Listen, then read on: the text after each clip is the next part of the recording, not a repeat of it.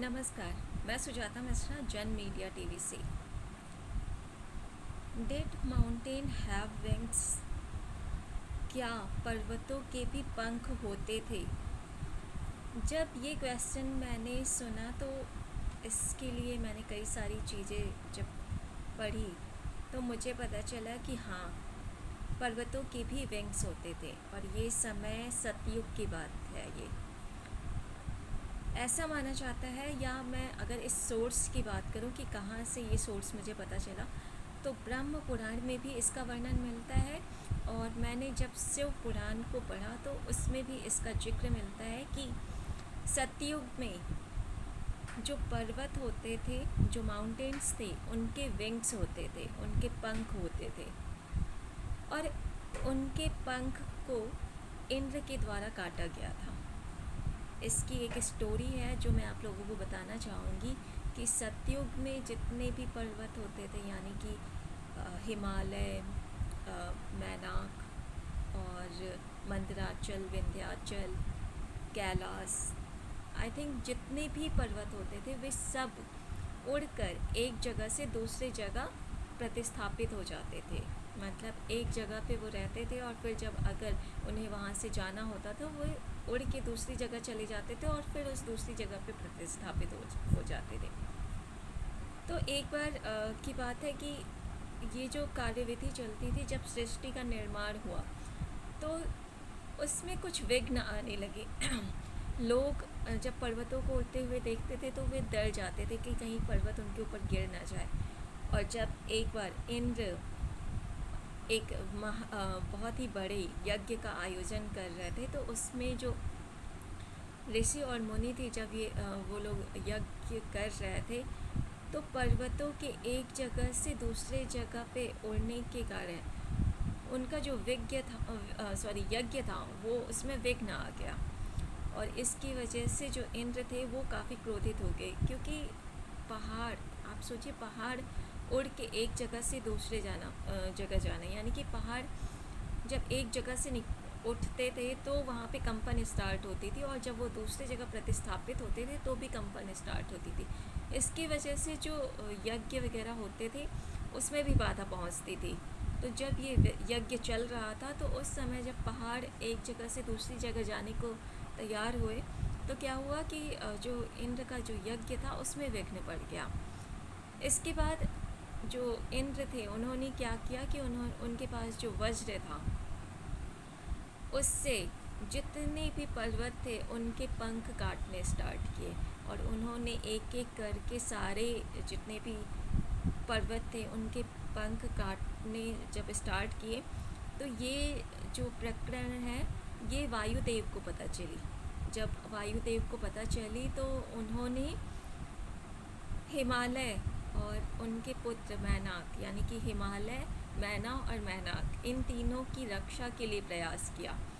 और जब इस प्रयास को वे कर रहे थे तो उन्होंने सोचा कि उन तीनों को समुद्र के अंदर जो है छुपा दिया जाए, और उन्होंने अपने प्रताप से उन तीनों पर्वतों को उठाकर ले गए और उन्होंने समुद्र में छिपा दिया उन तीनों पर्वतों को।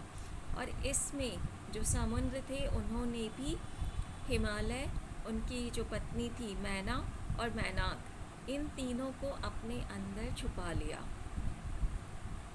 और ये माना जाता है कि इसकी वजह से जो ये पंख थे, ये तीनों पर्वतों के पंख बस बच गए थे, वो नहीं कट पाए। बाकी इंद्र ने जितने भी पर्वत थे सभी के पंख काट दिए और उन्हें एक जगह पे प्रतिस्थापित कर दिया कि सृष्टि का जो क्रम है वो हमेशा चलता रहे। और ये भी माना जाता है कि जब भी सृष्टि के क्रम में अगर इस तरह की कोई परेशानियाँ आती हैं तो उसे कंट्रोल करने के लिए कोई ना कोई आ जाता है। तो उस समय जो ये प्रकरण हुआ था, उस समय इंद्र जो है उन्होंने अपना जो पावर है उसका यूज़ किया था और अपने वज्र से सभी पर्वतों के जो पंख थे वो सभी काट दिए थे। लेकिन मैनाक, जो कि हिमालय और मैना उनके पुत्र थे, ऐसा माना जाता है कि समुद्र में वो बहुत समय तक वो छुपे हुए थे, और जब हनुमान जी लंका में सीता जी को खोजने के लिए जा रहे थे, तब मैनाक ने तब मैनाक जो पर्वत हैं उन्होंने हनुमान जी को कहा था कि वे कुछ समय के लिए उनका जो वो उसी समुद्र में थे उस समय, तो उन्होंने कहा था कि आप कुछ देर के लिए मेरे ऊपर विश्राम कर लीजिए और इसके बाद फिर आगे बढ़िए।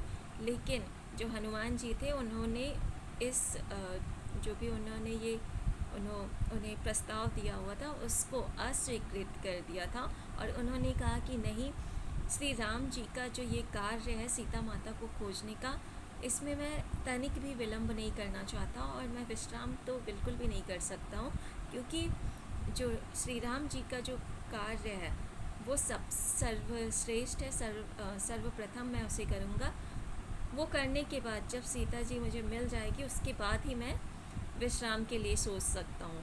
तो इस प्रस्ताव को जब मैनाक ने उन्हें दिया हुआ था कि उनके ऊपर विश्राम करें, तो उन्होंने बस मैनाक को स्पर्श भर कर लिया था कि उनकी जो बात है उसको उन्होंने रख लिया था और कहा था कि आपका जो ये प्रस्ताव है ये बहुत ही मतलब इस समय आपने मुझे दिया हुआ है कि विश्राम करने के लिए, जो बहुत ही मेरे लिए कल्याणकारी होता है, लेकिन उससे भी ज़्यादा अच्छा ये होगा कि मैं पहले सीता जी की खोज कर लूँ। और उन्होंने उनके इस भाव का बहुत ही आदर किया था। तो ऐसा माना जाता है कि मैनाक पर्वत जो है वो समुद्र में ही है अभी तक, और वहीं पर छुपे हुए हैं और उनके पास पंख भी है। ये जो सारी वर्णन मैं आपको बता रही हूँ ये पार्वती खंड में लिखा हुआ है, और ब्रह्म पुराण में अगर आप पढ़ेंगे तो इसमें उस जो पूरा विस्तृत वर्णन है वो वहाँ पे मिलेगा। शिव पुराण में सिर्फ इतना मिलेगा कि पंख होते थे, यहाँ तक बस वहाँ पे लिखा हुआ है, और इंद्र ने उसे काट दिया था सभी पर्वतों के पंख। तो इस तरह हम देखते हैं कि जो मैनाक पर्वत है वो समुद्र में प्रतिस्थापित है और उनके पास पंख है अभी भी। वे आज भी इस कलयुग में भी अभी भी वो चाहे तो कहीं से भी उड़कर कहीं पर प्रतिस्थापित हो सकते हैं, कहीं पर भी जा सकते हैं। तो ये जो स्टोरी है ये मैंने शिव पुराण से ली हुई है। और जब मैं इस प्रश्न का क्वेश्चन जो मुझे इंटरनेट पे दिखा कि क्या पर्वतों के पंख होते थे, तो हाँ, सच में सतयुग में पर्वतों के पंख होते थे। और सतयुग क्या, अभी सिर्फ एक ऐसा अकेला मैनाक पर्वत अभी भी है कलयुग में जो समुद्र में है, और उसके भी पंख हैं, वो कहीं पर भी आज भी उड़ के जा सकते हैं। तो आप सोचिए कि हमारी जो भारत भूमि है वो कितनी ज़्यादा स्पिरिचुअल है और इतनी ज़्यादा आध्यात्मिक पावर यहाँ पर है कि आध्यात्मिक पावर से कोई भी कुछ भी कर सकता है। तो ये तो अभी हम जो हमारे पौराणिक ग्रंथों में जो लीजेंड्स लिखे हुए हैं, जो कहानियाँ, स्टोरियाँ, कथा लिखी हुई हैं, उनकी हम बात कर रहे हैं। लेकिन आज भी जो अगर हम कई सारे ऐसे जैसे देवराहा बाबा या फिर नीम करोली बाबा जैसे लोगों की बात करते हैं, जैसे महापुरुषों की बात करते हैं, यहाँ पे लोग नहीं कहा जाएगा, यहाँ पे महापुरुष कहा जाएगा। आध्यात्म के क्षेत्र में उन्होंने इतनी ज़्यादा सर्च कर लिया था, अपने आप को ढाल लिया था कि वे कुछ भी कर सकते थे, किसी के भी बारे में कुछ भी जान सकते थे। तो आज का ये जो वीडियो है आपको कैसा लगा कमेंट बॉक्स में ज़रूर लिखिएगा। Thank you for watching.